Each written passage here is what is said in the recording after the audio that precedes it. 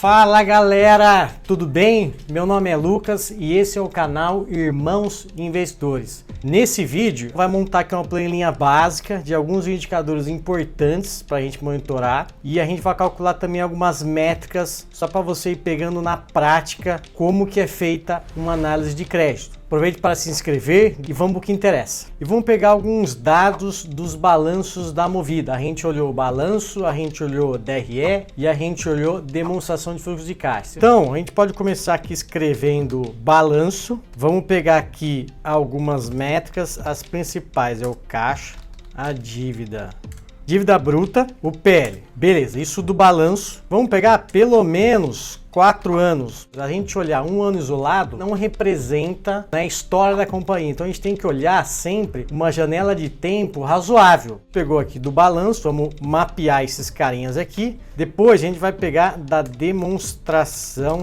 de resultado. Vou tirar aqui os acentos circunflexos, acho que o meu teclado está meio esquisito. A gente vai pegar a receita líquida, vamos pegar o EBIT, vamos pegar o EBITDA e vamos pegar o lucro líquido, certo? Por fim, a gente vai pegar dados da demonstração de fluxo de caixa, a depreciação, famoso D&A. A gente vai pegar também o CFO, que é o fluxo de caixa de atividades operacionais, o CFI, que é o fluxo de atividades de investimento, e o CFF, que é o fluxo de atividades de financiamento, dividendos. Em seguida, vamos calcular algumas margens. O que a gente quer ver? A gente quer a margem EBITDA e a margem líquida, para a gente saber um pouco dessa rentabilidade da Movida, aqui no caso. Vamos citar aqui só para ficar bonitinho. Movida é o nosso exemplo. Beleza, galera? Alguma dúvida aí? Vai escrever nos comentários. Estamos aqui para isso. Por fim, a gente vai calcular algumas métricas de crédito. Quais são elas? A gente discutiu principalmente a cobertura de juros, medida pelo que? O EBITDA em cima dos juros ou o EBIT em cima dos juros. E a alavancagem, o que é isso? A dívida líquida pelo EBIT. Vamos abrir aqui uma aqui só para a gente calcular de fato a dívida líquida isolada, a gente calcula aqui. É legal ter essa prática da gente mapear primeiro o que a gente precisa, porque vai ajudando a nos guiar no segundo processo, que é essa captura de dados. Vou fazer 2 exemplos de 2 anos para você ter uma ideia. Depois eu já vou puxar para um resultado pronto, uma planilha pronta, só para não tomar muito tempo aqui do vídeo. Então, em 2022, o que a gente faz? A gente vai lá, Movida RI, resultados trimestrais. Então aqui a gente vai pegar os documentos que a gente precisa para preencher aquela tabela. Vamos em 2022, lembrando, esse aqui é o site das ações de investidor e a maioria das empresas listadas tem esse canal para divulgar seus resultados financeiros, suas demonstrações, informações, fatos relevantes, tudo que gira em torno de informações importantes para o acionista ou para investidores das suas debêntures, os credores, que é o nosso caso aqui, tá tudo ali no site. Então a gente vem aqui na parte de resultado, de demonstrações financeiras, vamos lá, 2022 está aqui separado por trimestre, 1, 2, 3, 4, primeiro trimestre, janeiro a março, segundo trimestre, abril a junho e assim por diante. A gente vai pegar sempre o 4 a 28 porque a gente tem os números acumulados do ano inteiro, que é mais legal de ver do que olhar trimestre a trimestre. Pode até clicar aqui com o botão do meio. O ITR, vamos pegar esse aqui também,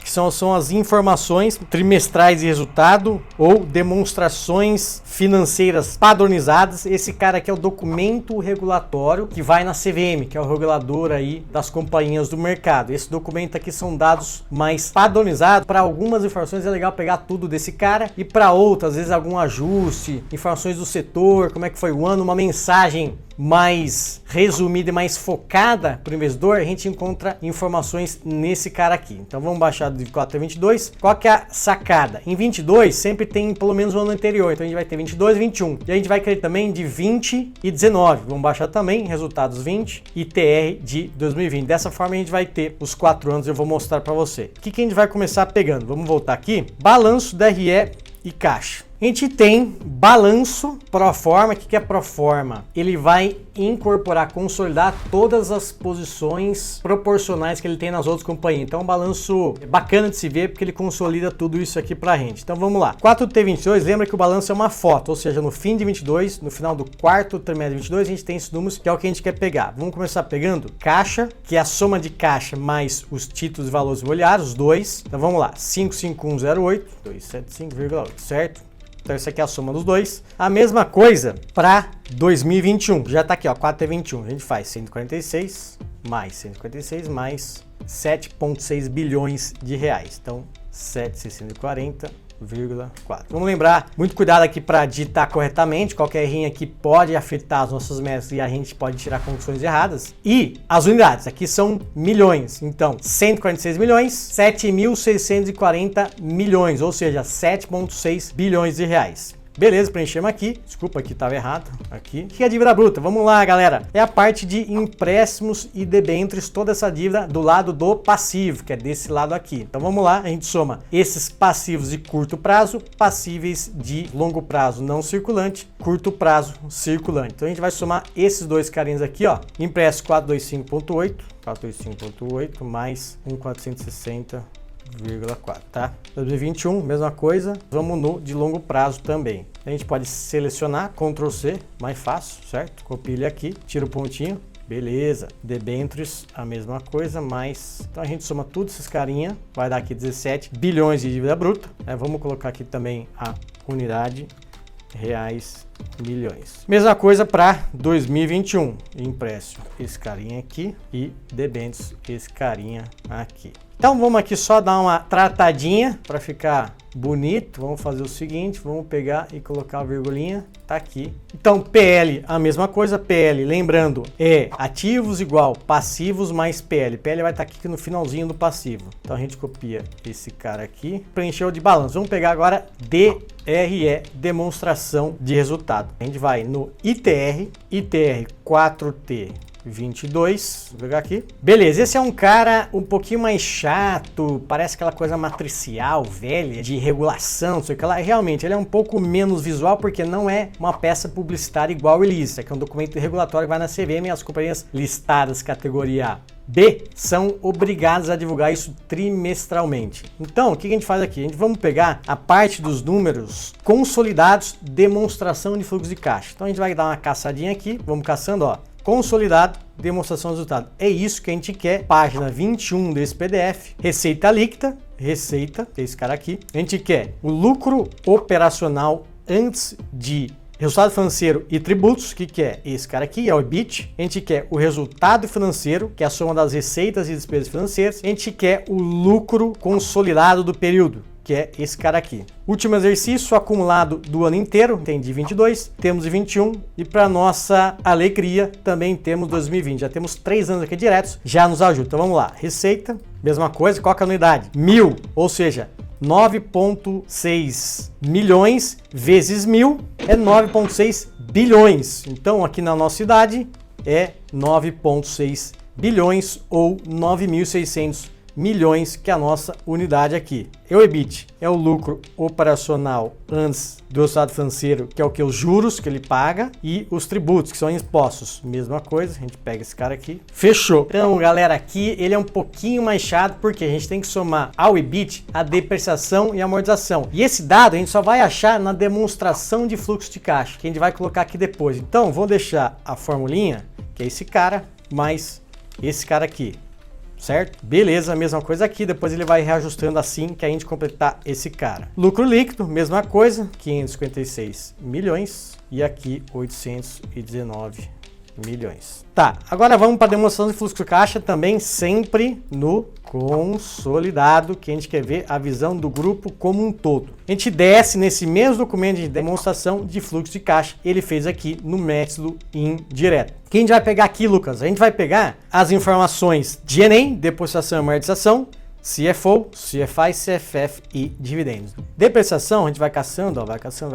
Opa, chegamos aqui, ó, depreciações e amortizações. Vamos pegar esse cara aqui, a gente coloca aqui e a mesma coisa, vamos ajeitar a unidade, que aqui é em milhões. E agora vamos para o CFO. CFO é o fluxo de caixa de atividades operacionais. Geralmente, essas grandes contas começam com esse numerinho mais curto, não é tão grande. Por quê? Isso aqui é uma tabulação, né? Então começa com 6.1, aí dentro desse cara tem o subitem 6.101. Como ele não tem aqui aquele pontinho dos itens, é de uma lista, é um documento regulatório meio travadão aqui, ele vai enumerando para baixo, né? Então o que que acontece? Dentro desse item tem mais esse subitem, aí tem mais esse subitem, tem mais subitem, até ele fechar no 01, quando vai passar para 02, que é esse cara aqui, ó, 6.0102 e assim por diante. O que a gente quer aqui é essa conta grande, ó. CFO, caixa líquido de atividades operacionais, 601. O 602 vai ser o de investimentos, 602, caixa líquido de investimento. E o 603, caixa líquido de financiamento. São as três grandes blocos que a gente conversou aqui sobre demonstração de fluxo de caixa. Então,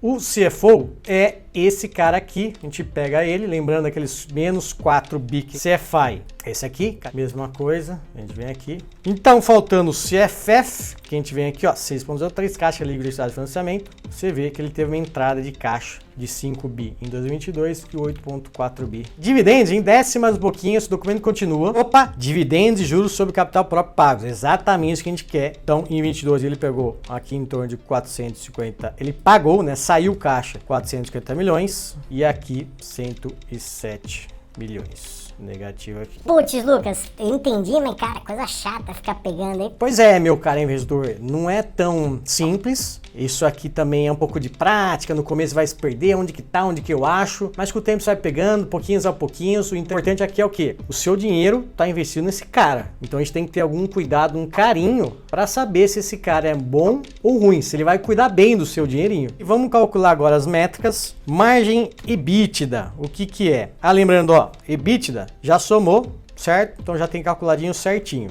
A gente pegou o EBIT mais a depreciação e a amortização. Margem EBITDA, o que que é? É o EBITDA dividido pela receita. A gente vamos aqui só tratar para ficar em percentual. 3.5 bi dividido por 9.6 bi vai dar 37%. E aqui a mesma coisa. É uma margem boa, acima de 30% são margens relativamente boas. É claro, depende muito do setor, não estou falando que só ter um patamar acima de 30, opa, é bom para crédito. Não, isso aqui é um dos primeiros sinais que a gente vai começando a capturar dentro dessa análise de crédito da Movida. Margem líquida, mesma coisa. O que a gente pode fazer? A gente pode travar. Vamos travar aqui, ó, a receita na linha 8. Então a gente coloca o cifrão aqui, ó, e na frente do 8. Então vai travar a receita. Você dá um Ctrl C, Ctrl V, veja lá. Ele manteve a linha da receita e o lucro dividido por essa receita dá uma margem de 6%, Ctrl C, Ctrl V, para 2021, 15%, já foi até uma margem bem melhor.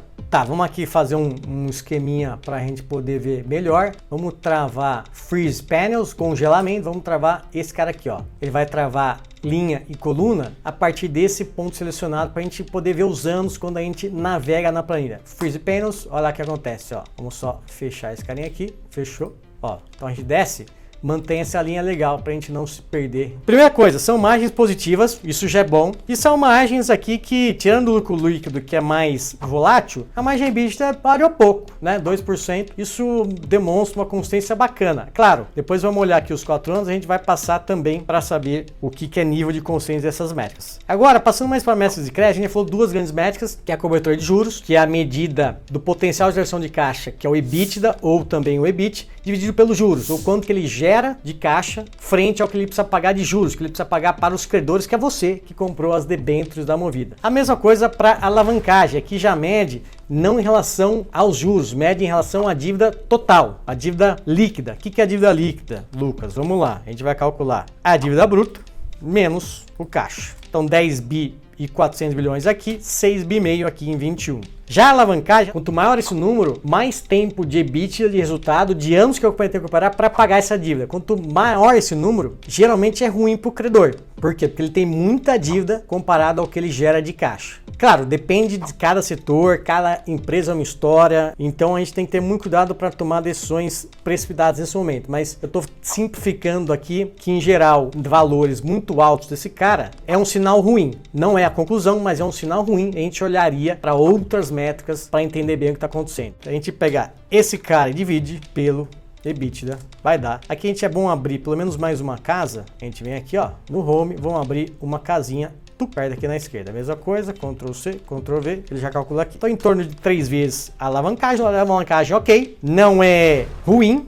mas também não é a menos alavancada. Por quê, Lucas? Porque esse cara, como eu já conheço, ele tem uma operação que basicamente ele tem uma carteira de carros, né? São 200 mil veículos que ele compra, aluga e vende. Então esse giro, ele precisa de capital dos acionistas e também muito capital dos credores, porque é um investimento caro, são bilhões para você comprar e aumentar uma frota desse tamanho aqui da companhia. Então ele precisa dessa alavancagem. Com a alavancagem, uma vez que ele opera bem essa frota, gera resultado, ele potencializa os resultados. A alavancagem, ela maximiza seus lucros e maximiza seus prejuízos também. Então depende muito da operação. Se a operação é redondinha, tem uma boa gestão, essa alavancagem vai maximizar. Então por isso que ele empresta da galera todo esse volume bilionário de dinheiro, são aqui uma dívida líquida de 10 bilhões, para fazer frente a esses investimentos em frota, em crescimento de frota, para ganhar esse share, vai ganhando escala e vai melhorando seus resultados. Aqui cobertura, mesma coisa, a gente pega o EBITDA, dividimos pelo resultado financeiro líquido. Ah, desculpa galera, eu não esqueci de colocar, vamos colocar aqui, resultado financeiro, esqueci de pegar, vamos voltar aqui para demonstração de resultado consolidado, resultado financeiro, esse carinha aqui em 22, esse carinha aqui em 21. Então, desculpa aqui o errinho, mas vamos que vamos. EBITDA, esse dividido por esse, a gente põe um sinal de menos, porque o resultado financeiro é negativo para não termos uma métrica negativa, né? Aqui, vamos colocar aqui, ó, despesa de juros líquida. Então aqui a despesa já é negativa, né? Então aqui a mesma coisa. Vou deixar juros para simplificar, mas você sabe o que é isso. Vamos aqui também abrir uma casinha. Aqui a gente faz a mesma coisa, só deu um Ctrl C, Ctrl V, eu só vou ajeitar aqui, ó. Eu quero o EBIT pelo resultado financeiro, Ctrl C, Ctrl V. Então a gente tem aqui todas as métricas principais de crédito, pegamos alguns resultados das demonstrações e algumas margens. Cara, beleza, eu preenchi, puta trampa aqui, demorei 1 hora que você fez alguns minutos. Cara, não tô gostando, é isso mesmo? Cara, é isso, demora, é um pouco de prática, mas você vai pegando, eu acredito em você. Fica tranquilo. Eu vou passar aqui então para a minha de pronto. Eu já peguei todas as informações que a gente citou ali para a gente ver uma visão mais finalizada do que a gente está fazendo e tirarmos algumas conclusões olhando o todo. Então, ele tem aqui esses números de balanço, ele tem esses números de demonstração, ele tem esses números de demonstração de fluxo de caixa. Métrica, vamos lembrar, opa, olha lá. Ele tem aqui números 18, 19, 40. Veja bem que 21, 22 foi um ano muito bom em termos de EBITDA. Aqui tem várias explicações. Pode ser o setor, pode ser operação, pode ser algum M&A, né? Ele comprou outra companhia, aumentou de escala, com uma rentabilidade menor. E sim, tem vários motivos. O importante aqui é que são margens boas, né? Acima aqui entre 20 e 40 e nunca negativas. Ótimo sinal. Lucro, a mesma coisa. Olha lá, tudo sempre positivo. Até o ano 21 foi muito alto. Talvez aqui tenha sido um ano que não costuma ser tão bom. Vamos lembrar que às vezes tem anos muito bons, anos muito ruins. Então, às vezes, quando a gente olha esse histórico, isso fica legal. A gente consegue ver o que na verdade foi a média e às vezes teve um ano muito ruim e muito bom. Aí a gente faz a ressalva, falou, ó, tirando aquele ano, o resultado foi ok, não foi tão ruim. Então a gente também olha aqui margens de lucro líquido boas, positivas, relativamente voláteis, mas assim sempre acima aqui dos 3, 4%, que é uma margem boa, né? Não é fácil lucrar, ainda mais em companhias tão grandes como essa. Qual que é o tamanho dessa companhia, Lucas? Aqui, a Movida, qual que é o tamanho? Ativo total, 26 bilhões de reais, ou seja, ela tem entre ativos, caixa, capital de giro, frota, 26 bilhões de reais. Então o cara é gigantesco. Me fala aí uma empresa que você conhece acima de 20 bilhões de ativo total. Escreve aí nos comentários. Então a gente olhou aqui métricas. Opa, alavancagem, Lucas. O que a gente tem aqui? Dívida bruta sobre EBITDA. Aqui eu calculei sem ser a líquida e aqui também a líquida sobre EBITDA. Opa, são números em torno de 2 vezes e meio a 3 vezes e meio. Não são ruins e o legal aqui é que não variou tanto, né? Se a gente pegar uma média aqui, ó, média de 3, um pouquinho para baixo, um pouquinho para cima. Então assim, é uma alavancagem relativamente estável. Isso é muito bom para o credor, que significa que ao longo desses 4 anos, inclusive com o Covid 2020, que aumentou ali para 3,5, ou seja, o EBITDA caiu um pouco, né? Quando ele cai, esse indicador ele subiu, mas depois ela recuperou em 21, 22, voltando aqui para baixo de 3. Então, ou seja, é um patamar ok, nada muito ruim, estável e que ao longo do tempo ela conseguiu manter. Então, isso mostra um sinal de gestão muito boa em termos de crédito. Então, isso é muito importante para a gente e a gente começa a olhar com bons olhos a compra de uma debênture desse cara aqui. aqui na sua plataforma de investimentos. Para cobertura também é a mesma coisa, olha só, ele tem sempre o EBIT, que é aquele cara que ele vai pagar, que está antes dos juros, né? A próxima conta que ele vai pagar com o EBIT é os juros, né? Se a gente lembrar aqui, ó, esse cara, depois dessa conta na DRE, ela vem o resultado financeiro. Então depois que ele gerou esse cara, ele vai pagar esse. Esse cara tem que ser sempre maior que esse, senão ele não tem para pagar. Então aqui que ele fala, na média, ele teve aqui uma cobertura de mais de 2 vezes o EBIT em cima dos juros, ou seja, ele ainda paga os juros e sobra mais uma vez aquele EBIT depois do pagamento dos seus juros, da sua debênture. Então, também é um sinal muito bom. Ele aqui tem uma certa volatilidade, sim, às vezes é 2,5, 1,8, 3, mas na média em torno de 2, que é um patamar muito bom. Por fim, a gente vai acolher aqui como extra alguma métrica da estrutura de capital, que é o PL, é o patrimônio líquido, aquele dinheiro que o acionista tem na companhia, a dívida bruta, que é você credor, que é a pessoa promovida, a gente soma os dois, vai dar isso aqui, ó, PL mais dívida bruta, o quanto que é o dinheiro do acionista nessa estrutura. De todo o dinheiro que foi colocado na firma, nessa companhia, acionista mais credor, quanto que o acionista tem? Aqui, ó, 14%, que é o PL dividido pela soma desses dois. E lá para trás também. É um patamar hoje relativamente baixo, então aqui de alguma forma ele está mais alavancado que lá para trás, provavelmente para crescer, para maximizar seus resultados. E aqui para trás eram patamares maiores, ou seja, o acionista estava mais alocado em relação à dívida. O que acontece aqui? Tem várias razões, pode ser o caso, como ele foi crescendo, ele foi vendo essa necessidade de se alavancar em termos de estrutura de capital para maximizar os seus lucros. Vamos lembrar, com a alavancagem ela maximiza lucro ou prejuízo, depende da gestão. Então aqui provavelmente ela foi se alavancando em termos de estrutura de capital, foi pegando mais dívida,